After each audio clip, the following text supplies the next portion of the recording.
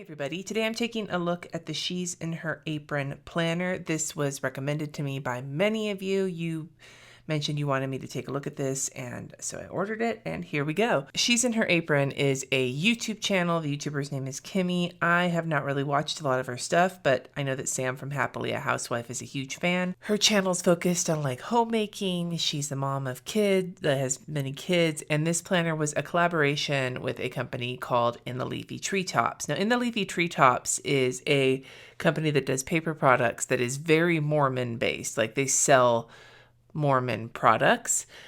And so I am curious to see what here is, if this feels that way or if this feels like something that somebody who is secular as fuck like I am could be comfortable using. It has a plastic Ziploc pocket. The paper is 80-pound premium super smooth. The dates for this planner are September through December, so it's a 4-month planner. The weekly calendar starts on a Monday. It is a kid-proof, quote-unquote, 5mm laminated cover. The planner itself is, I believe, $35.99, so it's pretty pricey for a planner that's not even a full year. And then there's a current promotion where with the purchase, you'll get Aprons on Notepad for free, which normally costs $7.99.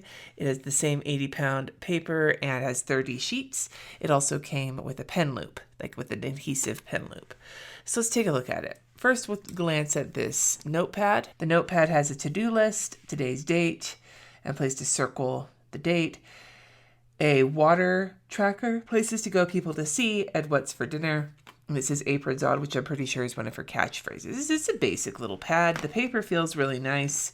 I don't know if this is the kind of daily pad that I would wind up using the shit out of. I don't think I'd pay $8 for it, but as a gift with purchase, it's not bad at all. So here is the planner. I got the floral cover. There were 3 different cover options. The cover is not interchangeable. There is a regular, really, really hardy coil, but it's very small, which makes sense because it's a thin planner, but adding stickers and stuff will quickly overwhelm this miniature coil.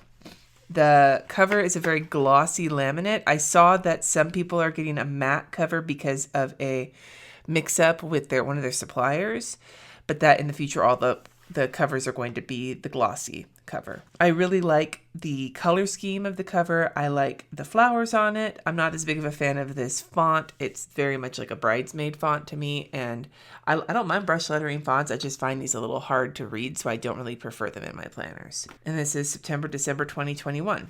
So on the inside, we start with like a letter. Here's Kimmy's information, mainly about her mantra of progress over perfection, as well as her struggle with ADHD and anxiety. And so this planner was meant to be her answer to that. And then a quick little note from one of the people from the In the Leafy Treetops company that did the collaboration with her. Then we have a year to glance, birthdays and anniversaries page just for September through October. I don't want to sound like a jerk, but I'm going to kind of sound like a jerk here. I really don't care for these font choices. It's a personal preference, but between the font choices and the chevron, it has a very Hobby Lobby look to me, and that's not my aesthetic. But I will say that's petty. There's an apostrophe that shouldn't be there in birthdays, but that happens. We'll move on. And then we have the zone cleaning, which is a Fly Lady thing. It doesn't say that it's a Zone Lady thing here. It just has the stuff. And then when you scan this, I tried scanning this. When you scan this, it takes you to a video explaining zone cleaning on the She's in Her Apron channel that does credit it to Fly Lady.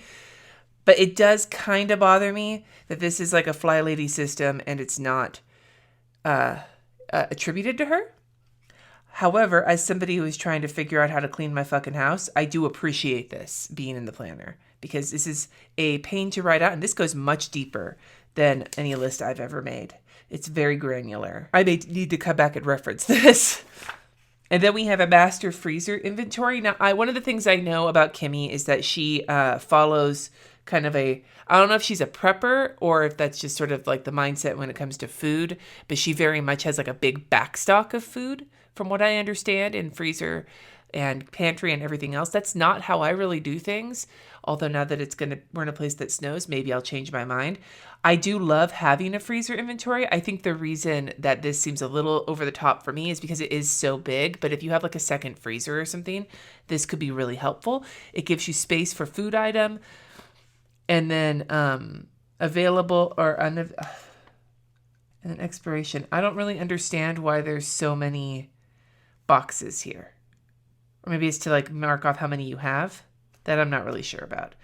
And then the unavailable and the available on top. Like I'm going to zoom you in so you can see what I'm talking about here. If you understand kind of the methodology here, let me know in the comments. But like I said, I'm not somebody who keeps a huge freezer backstock. As a matter of fact, we joke that if I put something in the freezer, unless it's Trader Joe's mac and cheese or ice cream, likely we'll never find it again. So I would love an explanation of how this is supposed to work because I'm not really sure I get it. But I do like that there's a lot of space here. If you are somebody who keeps a big freezer inventory, this could be very helpful.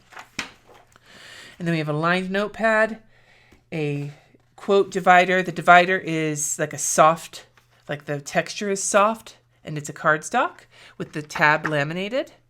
The monthly calendar here is a Sunday start. No holidays whatsoever, which I really like. There's a big empty block here, 3 skinny blocks here, and another block here for some kinds of notes, a notes column, and then a nice big monthly spread.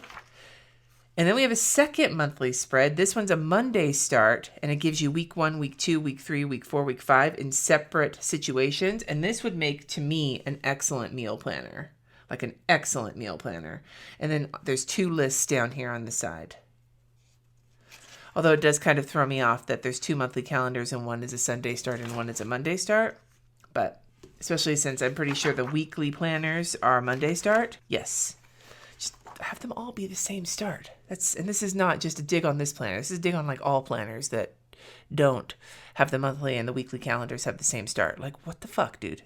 Shop your shelves. This gives you the same grid with like the available, the unavailable, and all the boxes. Like I still don't really understand that, but it does give you a spot to check your freezer inventory, your fridge inventory, your pantry, and your freezer meals.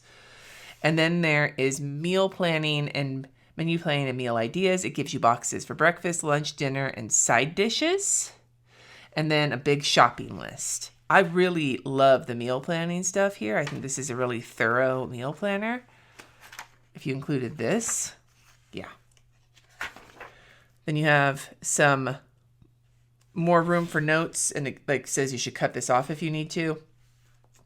And then you go into your master to-do lists. You have 2 full lined lists on this side with a little space for a checkbox on either list.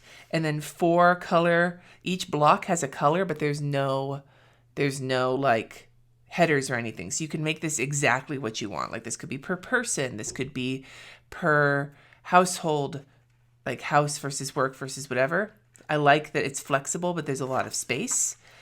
And then we have the weekly spread, which is vertical, not lined. Then we have morning routine with room for 6 routines, and then evening routine with room for 6 routines. And then the whole like little checking off situation.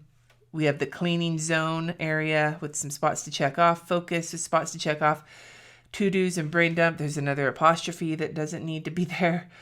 Expenses, and then a meal planning situation here Monday through Sunday. Again, I'm going to get a little bit petty when it comes to design, but I really am not caring for how close the numbers are to the font. Here, the T and the 2 are touching. The T and the 2 are touching here. I'm not trying to be a butt nugget here. Like, I really don't want to be a jerk about this because there's a lot that I'm really liking in this planner. It just feels like when it comes to the final design, they needed like an editor or a proofreader or like somebody to just look over it and catch these little things like that. You know, for a planner that's $36 for 4 months, it feels just a little bit sloppy in like the concept is great, but the execution, I think, just needs a little bit of like for the next printing of these planners, I hope that they'll go through and just give it a little fine tooth comb to look for like stray apostrophes and things like that. I like the color scheme though. Like it's not completely neutral, but it is very like mild, it's very muted, and that's very much in my wheelhouse. And then we have more notes pages at the back and then more list spots. And then you go into the next month and the whole thing repeats. And you get 4 months worth here. And then when you get to the back, you have a notes section. It's a grid page here, and then all of the rest of these pages are lined with like a different background pattern under the lines. Then once you get to the end of the planner, you have that Ziploc pocket, and then you have the back planner cover, and that's the entire planner. Now I'm going to tell you right now, for all of my quibbles when it comes to the design elements of the planner, the actual construction of the planner is really nice. The coil is really sturdy. The covers are really sturdy. The paper feels really nice. We'll pen test in a second. The planner itself feels extremely well put together. So for my pen testing, I have a gel pen, a Pentel Energel Kalina gel pen, a Pitt Artist Pen fine liner, a Tombow dual brush marker, a mild liner highlighter, and a Zig clean color dot pen. When it comes to writing on this paper, it felt really nice, like smooth and just buttery. Like it had that nice feeling you get when the paper you're writing on is just a really nice surface to write on. As for the pen test, both of the regular pens, the gel pen and the fine liner, no bleeding, no shadowing, really no ridging. We have a little bit of shadowing on the edge of bleed through with the Tombow. The highlighter shadows a little, the dot pen shadows a little bit more. So the paper is not bleed proof, but it is really nice to write on, and the shadowing is really not that bad, especially when it comes to the marker, like the pens. The pens don't shadow at all, it's the markers that shadow a little bit. But it's very nice paper. I love the feel of it. Like it's very smooth and just nice. Overall, it's like I said, the construction is excellent. The only quibble I have with the construction of the planner is the coil being a little small. Mainly because I use a lot of stickers. If I was going to put anything in here, that would very quickly like bulk this up.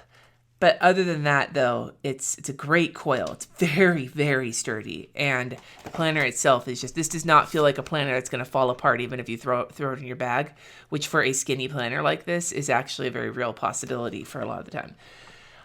But like I said, there's just a few things that feel a little unfinished in this planner, mostly having to do with the editing of like the grammar, the words, the apostrophes, and then like even taking my personal design choices, like my design aesthetic out of it, just having things like this could be fixed by either changing the font or having the fonts be just slightly smaller to give them a little bit more room. It just feels a little cramped up there. So those, again, they're quibbles, but for a planner that costs this much for this few months, I'd like to see a little bit more care taken with that in another one. I will be honest with you. This is a little more than I need in a planner. I can see how somebody with like ADHD could really use something like this. What I would love is if she did a meal planner, the same construction, same paper, same coil, same everything, but 12 months with all of the meal planning things.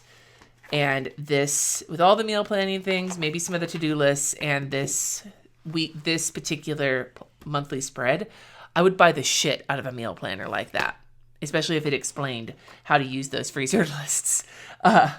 Because I think that for me, at least, the meal planning elements of this planner are outstandingly strong. So there is that. Anyway, I'd love to hear your thoughts on this. I'm curious to see what you think. I may wind up giving this away, but for now, I'm not scheduling any giveaways just yet because I'm still so overwhelmed with everything.